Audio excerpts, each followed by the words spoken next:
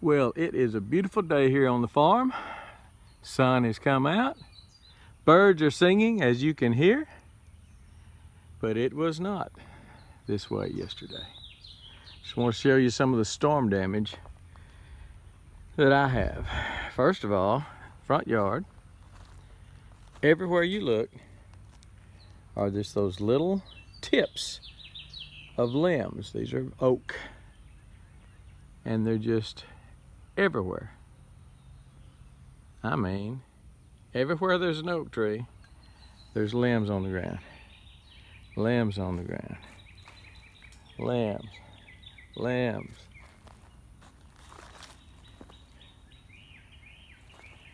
I picked these up out of the driveway yesterday. The wife was trying to drive up. Had to pick those out of the driveway.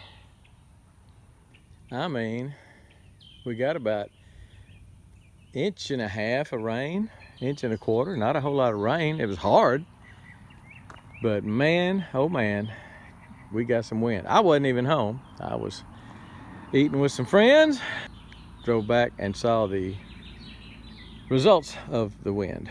So let me show you a few things around the house, around the land that was damaged in the windstorm yesterday. Now those limbs there, I drug off. I pulled over here. They fell out of this big elm tree. I drug those over here the other day just so I could mow around it. But then we have some new stuff laying on the ground. New limbs laying on the ground there. I've got limbs on top of my bird netting over the chicken coop.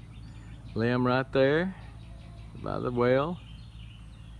But that's not the extent of it. Let's go get on the golf cart. Look at some more.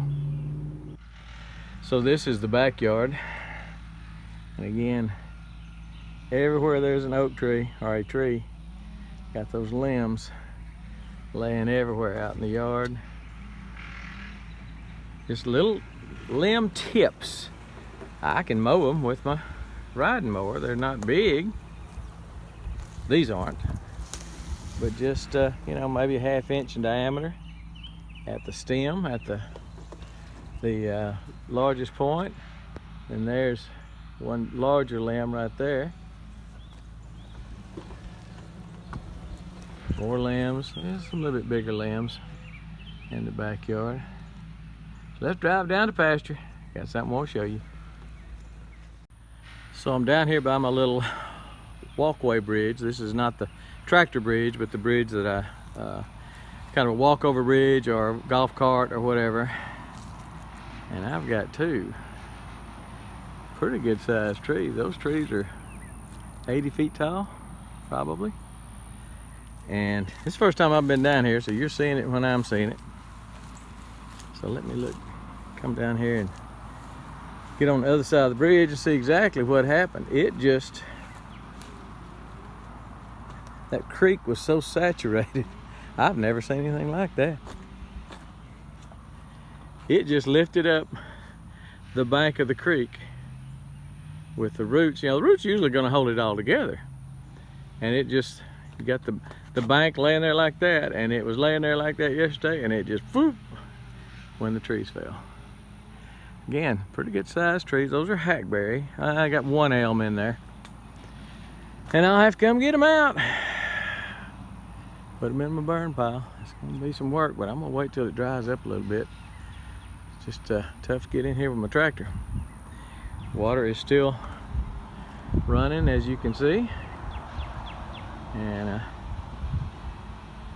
neighbor had some damage too, because I hear him over there with his chainsaw and his wood chipper. He's got a wood chipper on the back of his tractor, PTO driven, and he's wearing it out. But those trees, each one of those are at the base 16 inches, something like that. That third one there might be a little bit bigger than that, maybe 16, 18 inches. But they are a good, you know, that's 10 foot, 20 foot, 30 foot. I would say it's at least 70, if not 80 feet long. Whew. And then this little one here, it just decided to go along with the crowd. simply because the crowd pulled up the bank. Now I might can right this one. I may try to stand once I get those cut off. What I'll probably do, cut those off here and then push on them and try to just bring that bank back up. I really don't want the bank coming off this far because I've got my bridge here, and I don't want it to erode the foundation of my bridge. So I will I'll cut them off quick, as short as I can here, and then push them down and try to place that bank back where it was. Man, that's weird looking. Let me get down here and let you get a better look at that. How it just pulled it up. I mean, that's supposed to be, that is supposed to be right there, and it just yanked it up. So that's that. Here's a different angle on those trees laying there that uprooted that creek bank. Just pretty wild looking. Let's get a little closer. So what you're seeing is about 3 feet of creek bank. The creek bank was hanging over 3 feet further than it is right now and folded back. Well, I hope I can fix that. I don't want that creek that wide right there, although, well, I don't know. I just don't. I don't. And you can see how it's just all filled with roots. All that area up in there, just nothing but solid root ball, root mass. And that water had just undercut the creek, I guess. And then, of course, the wind came along. Wind did finally scoop the grass on it. And, whoo, knocked her down. Got some work ahead of me. Well, here's another tree, another hackberry. And this one, the kind of weird shaped root ball to it. It's growing right up next to that elm right there. And that's another hackberry. And then this is that's a hackberry. That one is a, looks like a bodark. Osage orange, or a bodark, or horse apple, some people call them. So this didn't have a whole lot of root to it. And some rot, looked like already had started rotting at the root ball or something. Healthy tree looked like up in there. Boy, that's another 50-footer.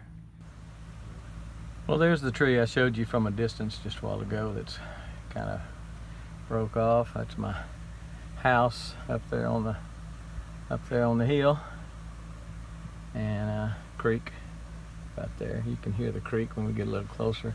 That's that tree that's down. Let's go back on the back and see if there's anything back there.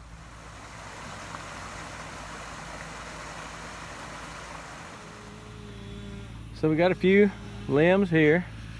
It's out of a big elm tree. There's my fence. So I'm on the back fence right now. I got one little dinky limb laying on it. Ain't worried about that.